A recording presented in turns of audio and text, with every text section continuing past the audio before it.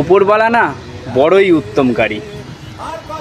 একটা সময় সরকার চেয়েছিল কিছু টাকার বিনিময়ে তিলোত্তমার পরিবারকে মুছে দিতে, কিন্তু আজ দেখো পুরো বাংলায় এখন তিলোত্তমার পরিবার। এ ব্যথা আমার নয় শুধু একার, বিপ্লবী তিলোত্তমা করেছে অঙ্গীকার, লুটিয়েছে প্রাণ তাই ধরেছি গান, করছি প্রার্থনা বিফল না যায় সে বলিদান। আজ উঠুক জেগে সুপ্ত চেতনা, অন্ধকার হতে আলোকে হোক না পথ চেনা।